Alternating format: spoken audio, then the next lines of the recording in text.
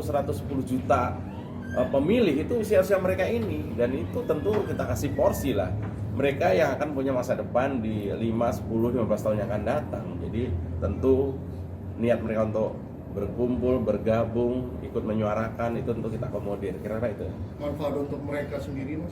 Ya, mereka harus mulai belajar memperjuangkan kepentingan mereka. Mereka harus sudah mulai melek apa itu politik. Jadi politik itu tidak seseram yang ada di bayangan. Politik itu tidak hanya ribut-ribut para orang tua di atas sana, tapi politik itu juga menanyakan kita, kok sekarang misalnya nih harga kuota internet kok mahal. Bagaimana supaya murah, itu juga sebuah aksi politik. Nah, mereka sekarang juga harus tahu. Mereka harus mulai memperjuangkan kepentingan mereka. Bahwa ke depan mereka harus tidak salah memilih orang, mereka tidak salah memilih pemimpin, yaitu orang yang atau pemimpin yang bisa mereka jadikan panutan. Mereka bisa jadikan, oh ini loh pemimpin itu dekat dengan mereka. Ya kira-kira seperti itu. Ya, itu saya pikir. Mas Luki mungkin dikit dong, Mas Luki mungkin tergabung juga dalam deklarasi ini nih. deklarasi ini mungkin seperti apa? Selain karena alasannya nyalek di bawah bendera yang sama, alasannya mendukung Pak Ganjar untuk jadi presiden seperti apa, Mas Luki? Iya, yang pertama dengan adanya GSI GSI itu sangat membantu kita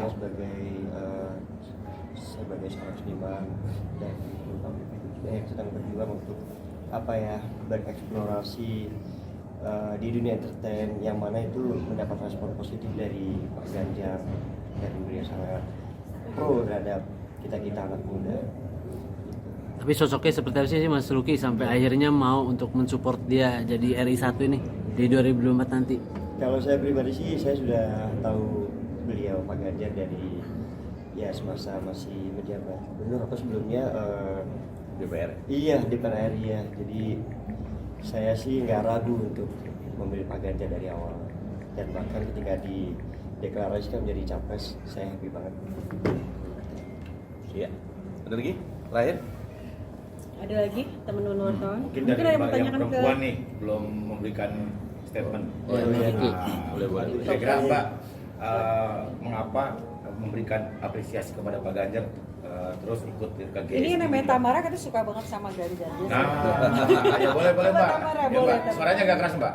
Karena aku suka melihat Pak Ganjar itu di TikTok, terus juga di Instagram, itu sering banget Pak Ganjar tuh muncul, dan aku sangat appreciate dia untuk kayak anak-anak muda tuh pasti suka sama Pak Ganjar sih, Mas.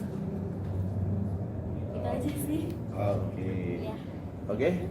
Wakil terakhir ya untuk hari ini, karena Mas Jo juga mau ada acara. Terima kasih. Mas Jo, ini dari relawan mana nih yang mau mengumpulkan relawan pribadi itu? Ya kan banyak tuh relawan Ganjar ini dari mana gitu? Apakah dari Ya. Jadi info terakhir itu ada 3.000 organ relawan yang mendukung Pak Ganjar ya. Nah, tapi yang sekarang ada saat ini adalah perwakilan dari teman-teman, ada tiktokers, ada selebgram, ada teman-teman artis, dan juga ada artis yang nyalek juga, Mas Budi Perdana dan lain-lain ini. Ini kita rekrut, mereka juga bergabung dalam sebuah wadah namanya GSI, yaitu Gabungan Seniman Indonesia. Ya, kira-kira itu. Ketuanya Mas Roy. Iya, dan GSI ini diketuai oleh Mas Roy Martin ya. Kemudian pengurusnya ada di situ ada Mas Katon Bagaskara dan saya. Beliau berdua ada kegiatan, tadi Mas Roy sudah sempat hadir, tapi beliau cabut dulu karena kita harus berbagi waktu, kira-kira begitu. GSI, Gabungan Seniman Indonesia, lintas sektor ya, lintas sektor. Ada di situ musisi, penyanyi ya, ada situ aktor, aktris, pesinetron dan seterusnya, ada situ budayawan, ada situ misalnya ya teman-teman yang berkreatif di TikTok, di sosial media, itu juga kita rekrut.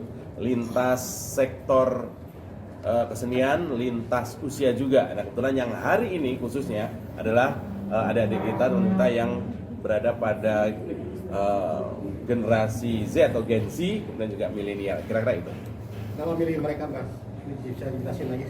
Iya, pertama kenapa kemudian kita salah satunya mengakomodir niat mereka untuk bergabung. Yang pertama adalah tentu saja karena mereka adalah sebagian besar mewakili segmen pemilih yang terbesar, yaitu hampir 60% yang akan ada pada pemilu 2024 nanti.